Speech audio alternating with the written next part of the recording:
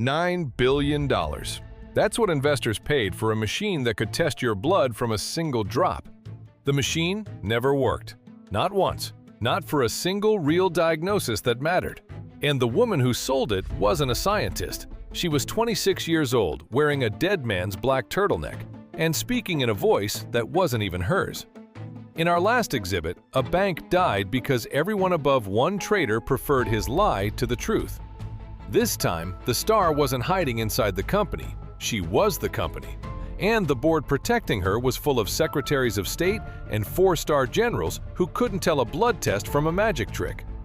You'll see the machine that couldn't do what it claimed, the tip that took down a $9 billion company, and the patients who paid the real price.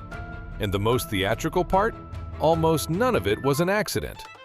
In 2003, a 19-year-old Stanford dropout took her tuition trust fund and founded a company called Real-Time Cures. She renamed it Theranos, half therapy, half diagnosis. Her idea? One drop of blood from a finger prick, run through a machine called the Edison, could perform over 200 lab tests instantly. It was a beautiful idea. It was also, as far as anyone has ever proven, impossible.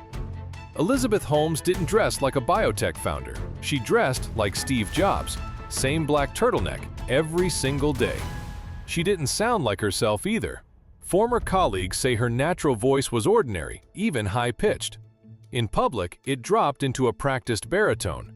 Late at night, after a drink at a company party, it would slip back to normal, and nobody in the room was supposed to notice.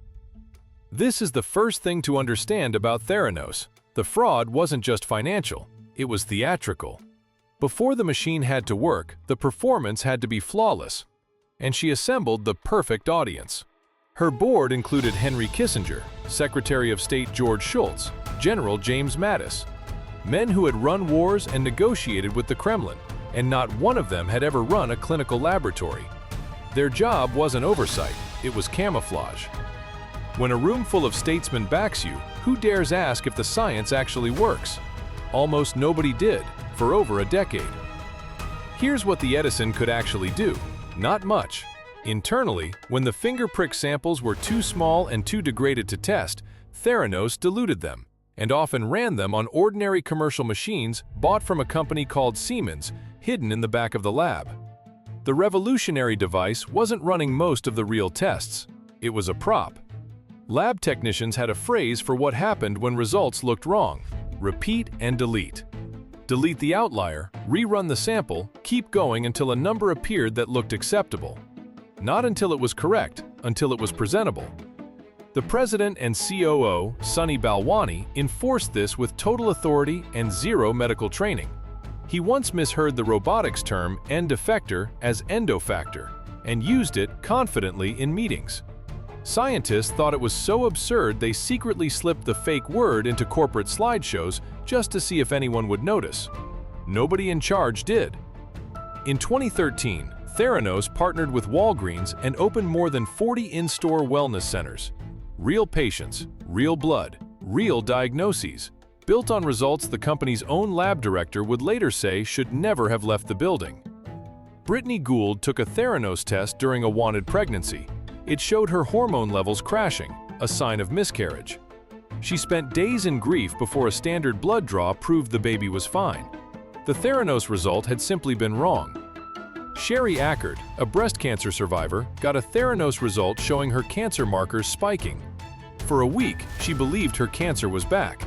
It wasn't. And a patient known only as RC had an Edison panel come back completely normal. 1 month later, he had a heart attack and needed 2 stents.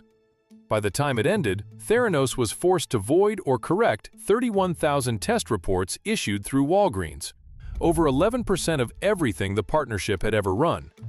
Theranos' own former lab director had recommended voiding all 7.5 million tests the company had ever performed. Holmes voided about 1 million. Walgreens sued for $140 million.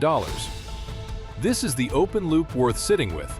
A company built on the idea of catching disease early was, itself, never caught early. Who was supposed to catch it? It started with a doctor in Missouri. In early 2015, pathologist Adam Clapper read a glowing magazine profile of Holmes and noticed something everyone else had missed. The science, as described, could not work.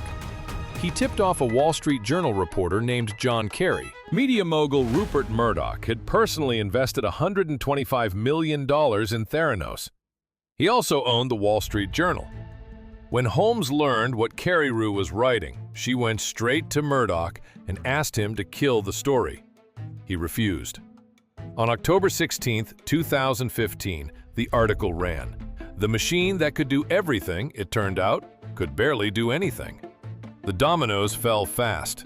In January 2016, federal regulators warned that Theranos posed immediate jeopardy to patient safety. By July, its lab license was revoked, and Holmes and Balwani were banned from operating a clinical lab for 2 years. In 2018, the SEC charged both with massive fraud. Weeks later, a federal grand jury indicted them on criminal charges. That September, Theranos told its remaining investors it was dissolving. Every share, worthless. In January 2022, a jury convicted Holmes on 4 counts of investor fraud. That July, Balwani was convicted on all 12 counts. His verdict covered patients too. Holmes was sentenced to 11.25 years, Balwani 12.9. Together, they owe $452 million in restitution. Neither will likely ever fully pay. Here's the strange coda. As the company was dying in 2017, Holmes got a Siberian Husky puppy. She named it Balto and told staff, with total sincerity, that it was actually a wolf. It defecated in boardrooms. It shed in sterile labs meant to be free of contamination. Nobody stopped that either. Maybe that's the real lesson of Theranos. It wasn't undone by a whistleblower or a reporter or a regulator. Those were just the people who finally said out loud what should have been obvious all along. It was built, floor by floor, on the same material as the bank we opened our last exhibit with. An audience that wanted to believe, surrounding someone who understood exactly how badly they wanted it. A dropout with a fake voice fooled statesmen and billionaires for over a decade, but she still had to hide her fraud one machine at a time. Our next exhibit is a company that didn't need to hide anything, because for years, the accountants themselves invented the profits, in plain sight, with the auditor's signature right there on the page. That story is next, right here in the museum.